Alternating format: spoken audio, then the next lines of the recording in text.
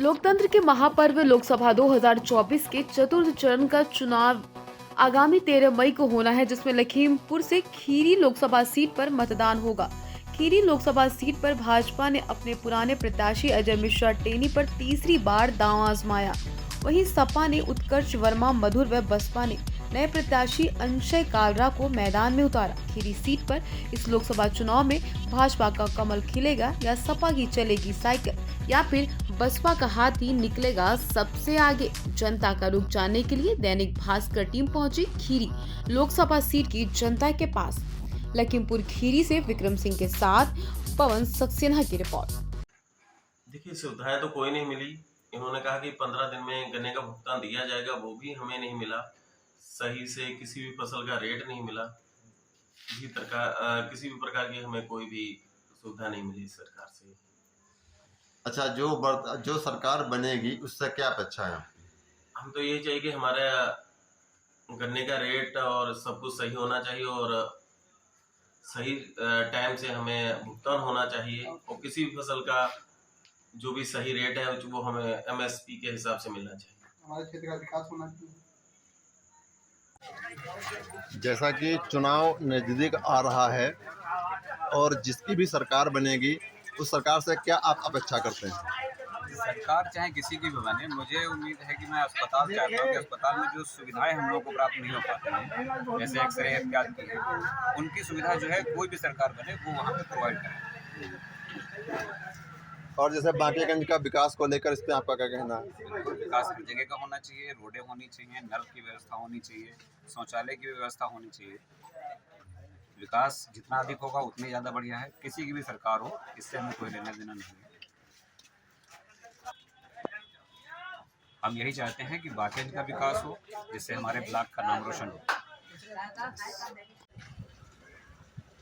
अच्छा, आपको क्या लगता है चुनाव में कैसा क्या परिवर्तन होना चाहिए सरकार को लेकर? परिवर्तन भैया होना चाहिए। बेरोजगारी, महंगाई और पेपर लीक हो रहे हैं। किसी युवा लड़कों को नौकरी नहीं मिल रही है, कोई रोजगार नहीं मिल रहा है। इस सरकार से तो तंग आ गए हैं और मतलब जो है कोई काम नहीं हो रहा है, कोई जनता को फायदा नहीं हो रहा है। 4 किलो राशन से कुत्तों की ज़िंदगी जिलाई जा रही है। 4 किलो राशन से कोई ज़िंदगी कट जाएगी? उसका जीवन गुजर बसर हो जाएगा? ऐसी सरकार, भ्रष्ट सरकार हमको नहीं चाहिए। ऐसी सरकार कोई भी होए, गरीब जनता को फ़ायदा होना चाहिए। गरीब जनता को फ़ायदा होगा, गरीबों को फ़ायदा होना चाहिए। बेरोजगारों को रोजगार मिलना चाहिए, पढ़े लिखे युवाओं को नौकरी मिलना चाहिए। इससे हमका भैया कोई सुविधा नहीं, इससे कोई सुविधा नहीं है। सरकार बदलनी चाहिए, ठीक। और सरकार बदलेगी हर हालत में, बेईमानी ना भाई, तो सरकार जरूर बदलेगी। अच्छा, जो जैसे कि बीजेपी की सरकार चल रही थी वर्तमान में, उससे कोई फायदा है कुछ? कोई फायदा नहीं। इतनी महंगाई है, कुछ पूछो ना। ना मिल का पैसा मिल रहा है, ना कोई पैसा मिल रहा है। तो आप क्या चाहते हैं? हम तो भैया यही चाहते हैं, वोट बीजेपी छोड़ करके दूसरी पार्टी को दे दे, ठीक, लेकिन बीजेपी को वोट नहीं देंगे।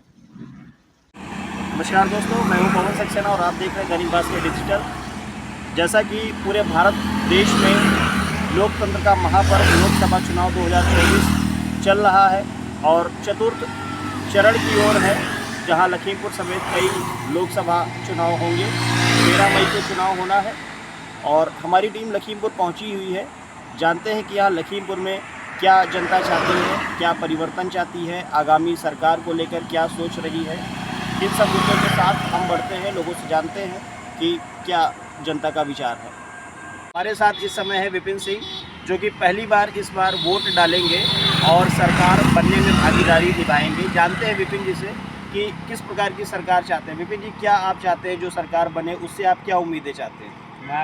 मैं ऐसी सरकार चाहता हूँ कि हम लोग के भविष्य के लिए आगे कुछ भी रोजगार प्राप्त करें। तक अभी तक कोई भी ऐसी सरकार नहीं रही है कि जो है हम लोग प्राप्त। भाजपा ने अपने पुराने प्रत्याशी अजय मिश्र टेनी को उतारा है, वहीं बसपा से नए प्रत्याशी यहाँ जो अंशय कालरा जी को बसपा से उतारा गया है। कांग्रेस अपने गठबंधन के चलते कांग्रेस ने अपना प्रत्याशी नहीं उतारा है। वहीं सपा से उत्कर्ष वर्मा मधुर, जो कि पूर्व में विधानसभा सदर के विधायक रह चुके हैं जिनको मौका दिया गया है।